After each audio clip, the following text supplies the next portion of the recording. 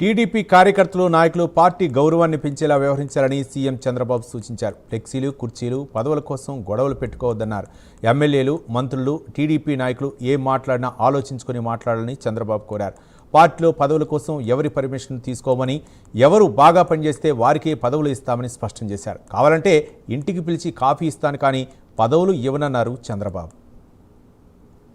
ఇది గుర్తుండాలి. 10 సూత్రాలు మీ మైండ్ లో ఎప్పుడూ ఉండాలి. పేదరికం లేని సమాజం, ఉద్యోగ ఉపాధి కల్పన, నైపుణ్యం, మానవ వనరుల అభివృద్ధి, నీటి భద్రత, ఫార్మ్ అగ్రిటెక్, ప్రపంచ స్థాయి మౌలిక సదుపాయాలు, ఇంధన వనరుల సమర్థ వినియోగం, కాస్ట్ తగ్గించడం, నాణ్యమైన ఉత్పత్తులు, స్వచ్ఛాంధ్ర, డీప్ టెక్నాలజీ. ప్రతి ఒక్కరు కూడా డీప్ టెక్నాలజీతో మనం ముందుకు పోవాల్సిన అవసరం ఉంది. ఈ ప్రయాణం చేసినప్పుడు 2 ఏళ్లలోనే కొన్ని లక్ష్యాలు మెరుగు చేసుకోగలిగాం.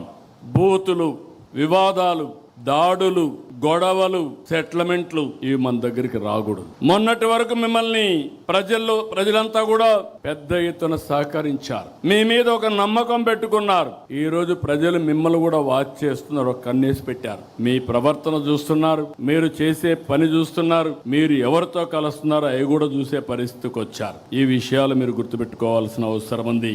ఎవరైనా అధికారం ఉందని ఎగో ప్రదర్శిస్తే భవిష్యత్తులో నష్టపోయేది మీరు, పార్టీ. అందుకనే మళ్ళీ కోరుతున్నా, చిన్నపాటి కలహాలు కూడా రాకూడదు. ఫ్లెక్సీల దగ్గర, ఫోటోల దగ్గర, కుర్చీల దగ్గర అందరం కూడా ఈ రోజు నుంచి మనస్పర్ధలు లేకుండా అందరం కూడా ఒక పద్ధతి ప్రకారం పనిచేసే పరిస్థితి రావాలి. అన్నింటికంటే ప్రజాహితమే ధ్యేయంగా మనం పనిచేస్తే ఈ సమస్యలు ఉండవు. ఎంపీలు, ఎమ్మెల్యేలు కలిసి పనిచేయాలి. ఎమ్మెల్యే ఆ కాన్స్టిట్యున్సీలో ఉండే కమిటీలతో కలిసి పనిచేయాలి.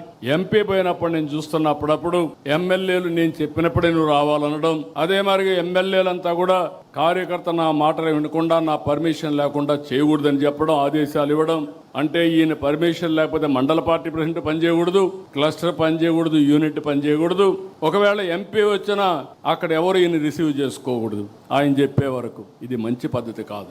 ఎవడు బాగా పనిచేస్తే వాడికే దండేస్తాం తప్ప ఎవరి పర్మిషన్ ఉండవు. పార్టీ ఎవరిని నియమిస్తే వాళ్ళకు అండగా నిలబడడం, వాళ్ళతో కలిసి పనిచేయడం మీ బాధ్యత, మనందరి బాధ్యత, నా బాధ్యత కూడా.